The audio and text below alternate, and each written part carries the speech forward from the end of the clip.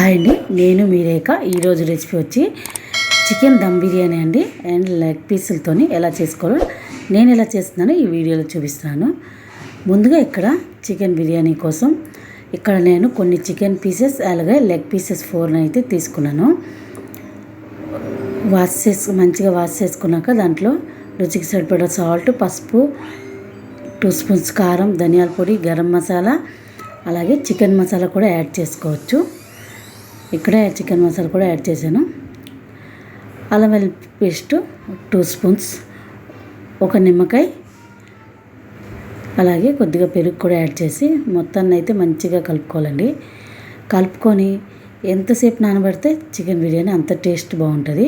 నేనైతే ఇక్కడ 1 అవర్ లాగా ఉంచాను. పక్కన పెట్టుకున్నాక వేరే పాత్రలో అయితే ఆయిల్ వేసుకున్నాక ఆనియన్స్ వేసుకున్నాను. ఈ ఆనియన్స్ మూత పెట్టి బాగా దగ్గరగా మగ్గాక ఆల్రెడీ అల్లం వెల్లుల్లి పేస్ట్ అన్నీ వేసినాం కాబట్టి కలుపుకున్న చికెన్ని మ్యాగ్నేట్ చేసుకున్న చికెన్ అయితే వేసేసుకోవాలి.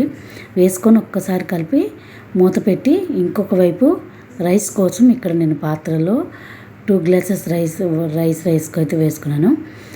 వాటర్లో రైస్ కడిగి పెట్టుకున్నాక ఇక్కడ చూపిస్తున్న మసాలా దినుసులు అన్నీ మొత్తం వేసేసుకోవాలి. అలాగే రైస్ విడివిడిగా రావడానికి కోసమని ఇక్కడ నేను కొద్దిగా ఆయిల్ అయితే యాడ్ చేశాను. ఇది 70% ఉడికితే చాలండి, ఎక్కువసేపు అవసరం లే.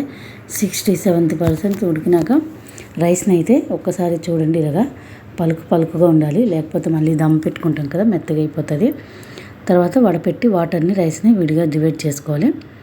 అంతలోపు ఇటువైపు అయితే నా చికెన్ అయితే దగ్గరగా అయిపోయింది, వాటర్ అంతా ఇంకిపోయింది. ఇక్కడ నాకు కారం, గరం మసాలా అయితే సరిపోలేదు, చూసుకొని మళ్ళీ వేసుకున్నాను. వేసుకున్నాక ఈ చికెన్ ముక్కలను అయితే ఒక పాత్రలోకి సగం చికెన్ అయితే ఒక ప్లేట్లోకి తీసుకోవాలి. ఇక్కడ చూపిస్తున్నట్టుగా సగంకి ఎక్కువగా చికెన్ తీసుకున్నాక దాంట్లో ఒక లేయర్ లాగా రైస్ని అయితే ఇంతకుముందు ఉడకబెట్టి పక్కన పెట్టుకున్నాం కదా, ఆ రైస్ని అయితే లేయర్ లాగా వేసుకొని తర్వాత దానిపైన ఇంతకుముందు తీసి పెట్టుకున్న చికెన్ని అయితే వేసుకోవాలి. వేసుకొని ఇంకా మిగిలిన రైస్ మొత్తం అయితే దానిపైన వేసుకొని కొద్దిగా కొత్తిమీర జల్లుకొని ఇక్కడ కొద్దిగా నేను సాల్ట్ యాడ్ చేశాను, అది వీడియో రికార్డ్ అయితే అవ్వలేదు. అలాగే 1 స్పూన్ మంచినెయ్యి వేయడం వల్ల బిర్యానీ బాగుంటుంది. తర్వాత మూత పెట్టి ఇక్కడ మనం బరువు పెట్టుకుంటే చాలండి, నాకు దమ్ బిర్యానీ అయితే రెడీ అయిపోయింది. Bye bye.